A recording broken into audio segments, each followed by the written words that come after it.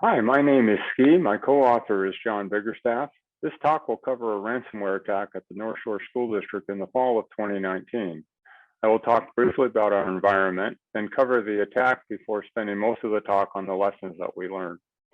We were very surprised by the attack. We had spent years assuming that school districts were not really targets since we don't have customer accounts or credit card information.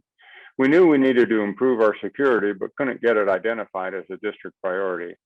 However, school districts are very good targets for ransomware because they have small technical staff and large budgets. In 2019, over 1,000 schools were hit by ransomware, some of them multiple times. Northshore is a mid-sized school district with 4,000 staff and 23,000 students spread over 38 sites and 60 square miles. The data center consisted of 300 Windows, Linux, and black box servers running on VMware with a 400 terabyte mix of NAS and iSCSI storage. Client devices include a mix of Windows, Mac, Chromebook, Workstations, and iPads. We are a 5x10 shop, and like most school districts, severely understaffed for the workload. Security was never made a priority by our administration because it is more costly, requires more staff, and is usually inconvenient. At that time, we were told our most critical services, other than core network services, were the student information system, payroll, phones, and email. We were required to report the event to the FBI, who also brought in Homeland Security. They told us about the organizations behind our attack. First, the Ematech group infected our systems and offered us up for bid once enough of our computers were infected. The group that won the bid deployed TrickBot to get admin level permissions for key systems. Once the second group had admin permissions, we were offered up for bid a second time, which a Root-K group won. The Root-K groups are even more interesting because the original developers of Root-K operate like a franchise, licensing the code and getting payments in return for successful attacks. Attacks are typically triggered on a late Friday or early Saturday to minimize detection and right before a major process such as payroll to maximize pressure on their target to pay. The attack on our systems began at 11:37 p.m. on Friday, September 20th. Our payroll was scheduled to run in 4 days on September 24th. Note that the events leading up to the attack can take place over months, not weeks or days. A ransomware attack is an emotional roller coaster. When you are first hit, you may not be looking for ransomware, but instead for a reason why the server is not working correctly.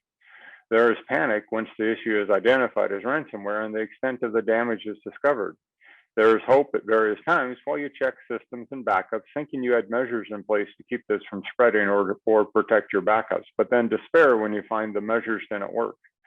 This is even worse for those you report to who don't understand the technical issues and may not understand why the report keeps changing as you investigate more systems.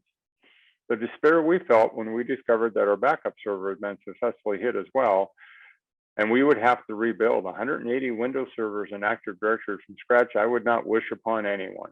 The attackers corrupted both our local and AWS file systems where the backups were stored. In a perfect example of Murphy's Law, our AWS data store, which is normally disconnected and acts as an air-gap backup, was still connected this weekend because we were replicating backups to AWS. Realizing we were going to need more help, we started contacting contractors and at that point notified the FBI. Each technology team focused on triaging their area to figure out the extent of the damage. The good news was that all our NAS data was recoverable due to snapshots and most database backups were stored on the NAS. In addition, all of our network services, email, and the classroom management servers were running as they were either not based on Windows or are hosted. Most of our staff and students were not on Windows Workstations, so most of them were only minimally impacted. By 9 p.m., we were planning for how to recover the infrastructure and in what order. Active Directory was the top priority as that's used for authentication across many systems and impacted everyone. Payroll was also, as that is a major legal issue, as if it does not go out on time in the student information system as it is used by staff, students, and parents daily. The phone system was just behind that as schools typically get hundreds of voicemails every day. Our leadership sent us home at midnight to avoid burnout. By day 2, we had identified the affected systems and likely available backup data, and we're working to get things fixed. Various teams worked on setting up a new AD domain, building up virtual server templates, rebuilding the payroll system, reviewing network logs, and rebuilding ESXi hosts. At this time, we are concerned with backdoors. New anti-malware software was purchased as our existing software did not detect anything. We started to run into management logistical issues as contractors and additional staff showed up to help. The two system admins became major choke points in getting things done, and the number of people needing their attention kept them from getting useful work done as well. Word of the attack was also spreading throughout the community, and more offers to help were coming in. It was the mythical man month at work. Management started to assign roles to people in groups to provide food, create quiet spaces for work, track expenses, be gophers, develop a document for tracking work on systems, and more. It was Monday before the insurance company was notified because they didn't operate on weekends. But by that afternoon, we were talking with the contractor they had hired for incident response. The incident response contractor had us install their preferred anti-malware software on all servers, run their forensic scripts on all infected servers, and provide full access to our email domain, install a network IDS system, and not delete any data or old server images. This work had to happen while we were still trying to get services restored. Even with all the extra work the incident response contractor caused, it was good because they had been through these events multiple times and assured us that we only needed to be concerned about Windows machines. And most important of all, payroll was completed on time. In a ransomware attack, you first think in terms of hours, then days, then weeks, and finally, in a bad case like ours, in months to get things running again. We had most services that end users noticed up by the end of the month and files restored within 2 months. But the long days continued into December, even with a contractor who had overseas staff that could continue building systems and running forensic scripts while we slept at night. We have moved many more of our services to SaaS providers, such as those for timekeeping, library, and food services point of sale. We have implemented a new backup solution with a technological air gap, and we are implementing a central login and theme solution. The ransomware attack also finally got us approval to fill 2 positions that had been funded previously, one for a network security engineer. We've completed an external security review using the SIS-20 controls as a baseline and are in the process of now implementing their recommendations. This event has changed how we work, and that security is now a district priority. During a ransomware attack, you will need to fill all the roles defined in the incident command system, which is used by governments and companies around the world. I recommend one liaison person for other departments and another for the contractors to assist in answering questions like, when will the services be up? Who needs to access what, why, and when? The public information officer will need to prepare communications for staff, students, parents, and the media. Yes, we had a TV truck at the admin building several times. Logistics provides food, workspaces, and does the non-technical tasks. We found creating quiet rooms where people could work uninterrupted was very helpful. The system admin who was rebuilding our Active Directory was actually locked in a room where only a supervisor could approve somebody to disturb them until the rebuild was completed.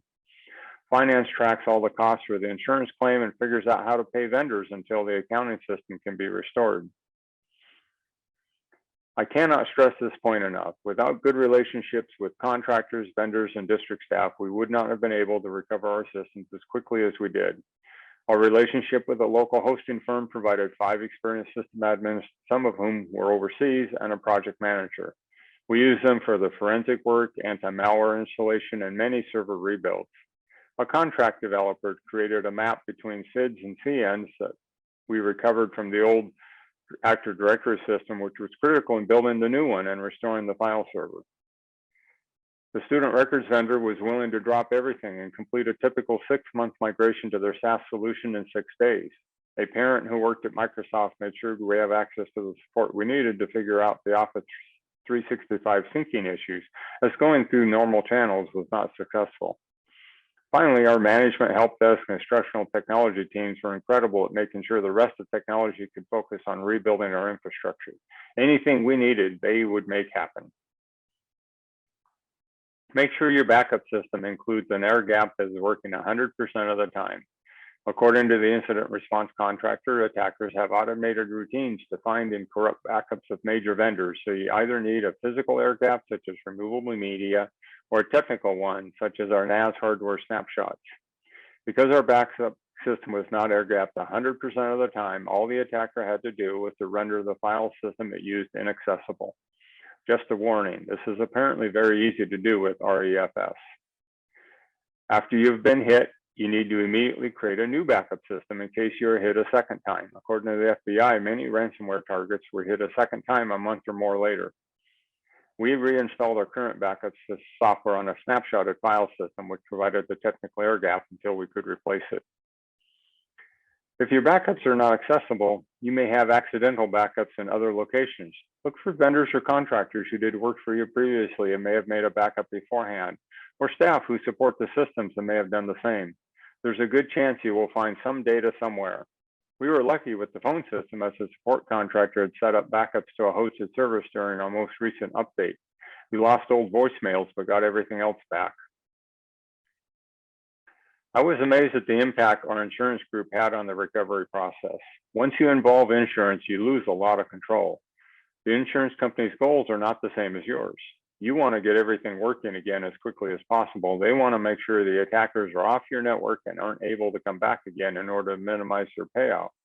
There's pressure to do what they say or they may not pay your claim. They dictated which incident response contractor we would work with and for the recovery effort, and also that we had to support that contractor in forensic efforts. The insurance group also looks at the cost of rebuild versus the cost of ransom. In our case, if we were not able to get one or more of payroll, student information systems, or phone services restored, we probably would have paid. Even so, if the ransom had been lower, we may still have paid because of the losses due to our food services point of sale system. And yes, payouts are fairly common. The insurance company negotiated 4 ransomware payments for other customers during the first week after our attack.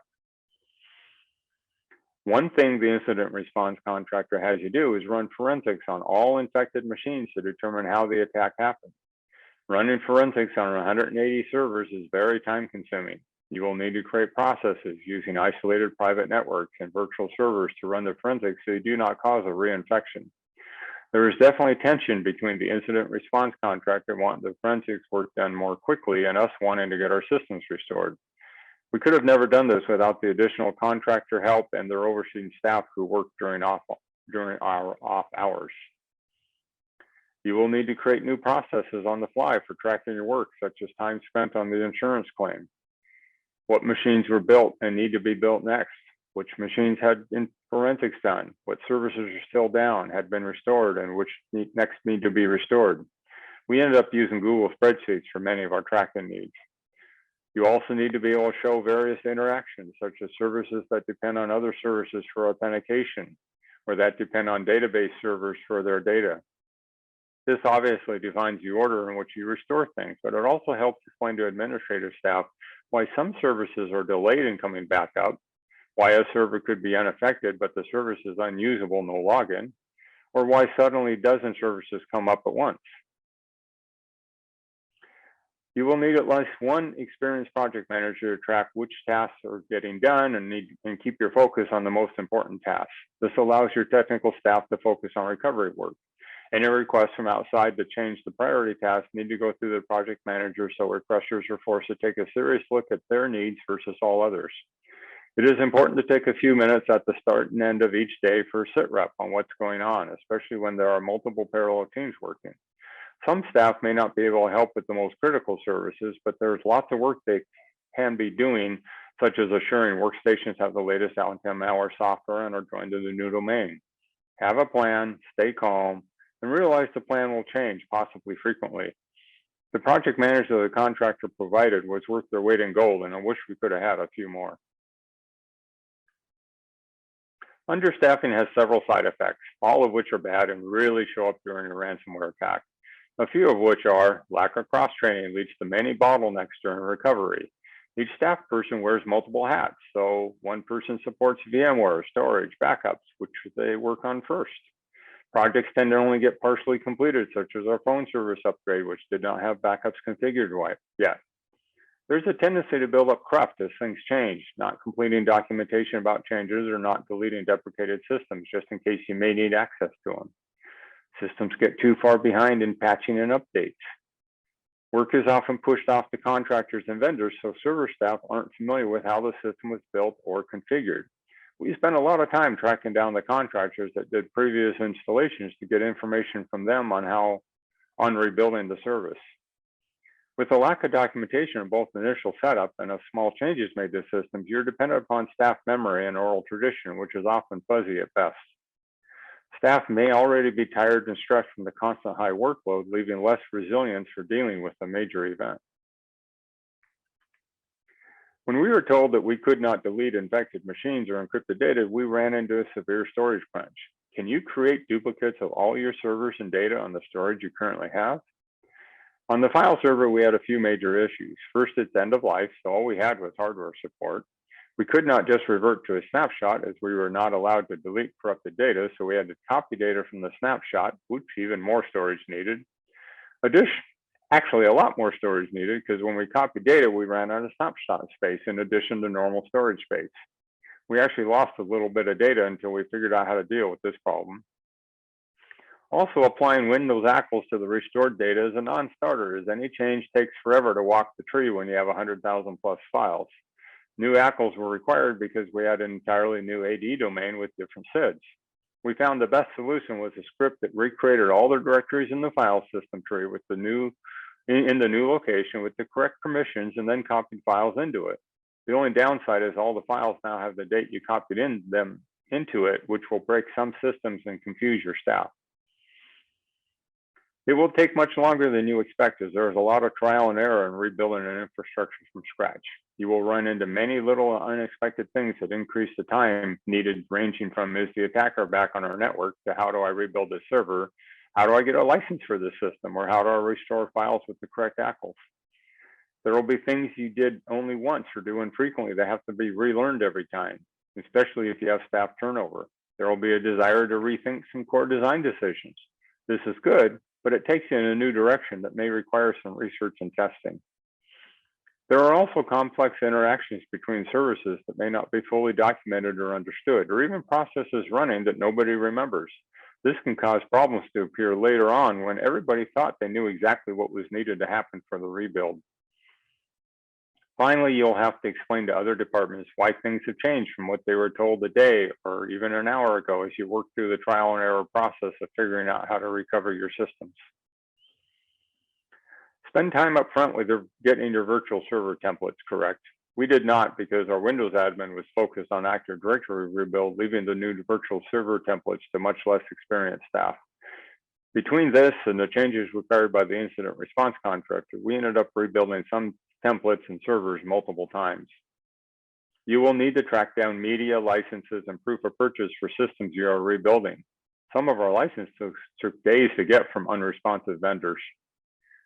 Take the time to build isolated networks, either physically or in your virtual environment. We built an isolated network in vCenter where we could safely launch possibly infected servers to look at their disks. We were able to use this event to clean up many of our systems. All our Windows and SQL servers were finally updated to newer supported releases and completely patched. Instead of restoring everything on the file server, we only restored files people asked for. Some of our legacy systems were never restored as people found they were not needed or the software was too old to work. This may make the recovery process a bit longer, but it's worth it in the long run. If you can, move services to SaaS solutions, even if it's only temporarily, to get through the recovery. This will reduce the number of servers your system admins have to rebuild and increase the number of people involved in the rebuild process, thus speeding up the entire recovery. Our management decided to move our student information system from on-prem to a SaaS solution. This saved us from rebuilding 27 servers, and more importantly, meant the student information system could be restored and set up without going through the system admin choke point. You will need to create lots of temporary areas on the file server so people can work while you're restoring original file systems. We restored critical data to these temporary work areas and then merged the data back into the original file system when it was restored. You will need to train people on how to access the temporary machines and file spaces. You will need several temporary servers to run forensics, test anti-malware software, test database recovery, run limited versions of services, etc., until the final servers can be built and configured. You will need temporary desk and office space for all the people who will be helping you. You may also need to take over space from existing staff to create quiet areas for those doing the most complex recovery work so they can focus, or so they can work on speakerphone with tech support without interrupting others.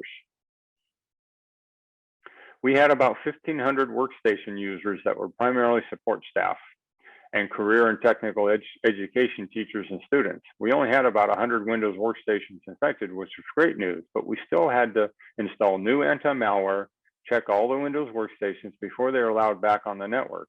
Also, because we built a new AD domain, we had to rejoin all 1,500 workstations to the new domain and migrate their profiles over.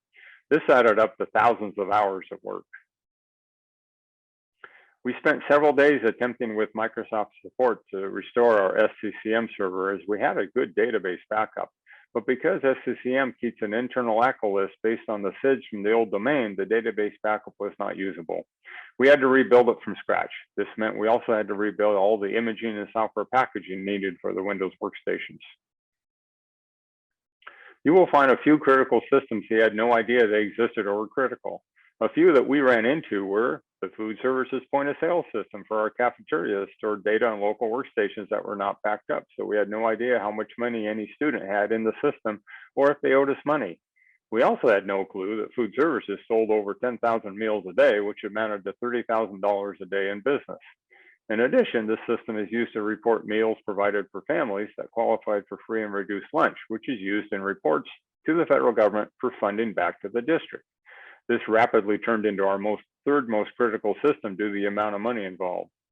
The library system is to keep tracks of library fines, and the transportation fuel depot system is to keep tracks of fuel we sell to other local entities. Then you have your time of year surprises. We experienced a cold snap just after the attack. Instead of using the HVAC system to update all the controllers across all 38 sites at once, the HVAC team had to go to each site, plug into each controller by hand. Our intercom system, which also rang the school bells, was a similar surprise. First, we were told it could wait because school bell schedules stay pretty much the same for the entire year. However, a few days before daylight savings time changed on November 3rd, it became critical as people realized that the time change would shift every bell by an hour. Same thing with the door lock systems. Finally, the reader board at the local football stadium, not normally critical, except that ESPN had decided to air one of our high school football games that Friday after the attack. Your end users will want to help as long as you are transparent with what is going on. They need to feel that their needs are being considered and they are involved in the recovery. Let them know up front about the file and service recovery timelines and be honest with them about your priorities in recovery. Ask them what is the minimum they need to keep their critical processes working so you can possibly provide them that more quickly. In the food services case, they changed to offering only a few standardized lunches at a fixed price instead of allowing students to pick what they wanted to eat. This gave us a bit of breather on the rebuilding the system. However, they had to record the meal sales on paper though, which resulted in a huge amount of data entry later on. We were fortunate because we were able to use open source LDAP tools to recover Active Directory SIDs and CNs when the normal AD tools failed. However, creating a new Active Directory domain meant a lot more work in restoring files and recovering workstations. In addition, our Office 365 domain is provisioned and managed by syncing data from AD through AD Connect, but now the SIDs did not match. It took 12 days of working with several people at Microsoft to figure out how to reconcile the Office 365 SIDs with the SIDs in our new Active Directory using the MSDS consistency GUID. We were constantly running into throttling issues during trial runs and for the first complete sync. Services you have that sync from Active Directory may have the same issues. In addition, we had to rebuild all our GPOs from scratch. One big factor that caused the attack on us to be so successful was that many staff accounts were also domain admin accounts. We were in the process of changing this, but not far enough. We've now implemented the concept of superuser accounts, e.g. see Kacoroski-SU for all admin work and our regular staff accounts, e.g. see Kacoroski for email and all other user work.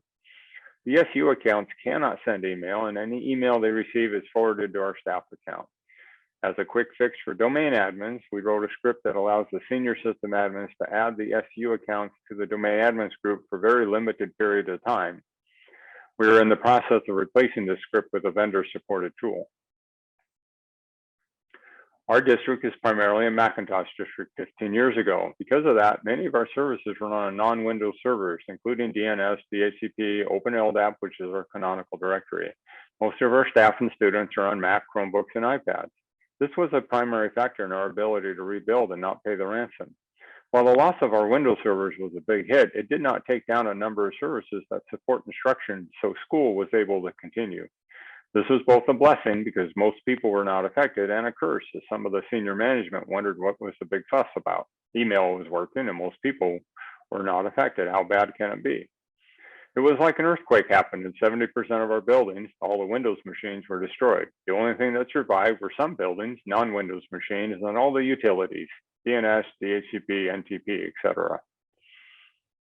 You need to make sure people take breaks and stay fed and rested. People will naturally want to work around the clock to get systems running, but recovery is a marathon, not a sprint, and tired people make mistakes. Thank them for their efforts frequently and celebrate the small successes. At times we were swamped by people who wanted to help. It's okay to tell them no. Our management did a great job in taking care of us during the recovery. We rang a cowbell whenever we recovered a system to celebrate the wins. One of the biggest issues you will face is that your infrastructure is no longer safe. Who knows what could be lurking on it or what back doors have been left behind. Anything strange will make you jump as you wonder if the attacker is back on the network. You will spend a lot of time tracking down false positives, and it is worth the time. Several school districts were hit multiple times because they were not careful enough in rebuilding their systems, and as the FBI informed us, attackers will try again. It may be months or even years before you start jumping every time something happens. Even 18 months later, we still feel a bit of panic whenever multiple servers start showing strange symptoms. So as a wrap up, the things that cost us was mostly being understaffed. That's the root cause of most of the factors. And it led to things such as security shortcuts, using domain accounts, using normal accounts for domain admin access, no internal limitations between machines, dependent on the eggshell model with security based on a single set of firewalls, failure to properly configure our antivirus to provide adequate protection, system and log monitoring that was either not trusted or else limited by license costs, a lot of corrupt in our systems that slowed down recovery. Lack of scenario game planning. We had planned for an earthquake scenario, but not a ransomware attack.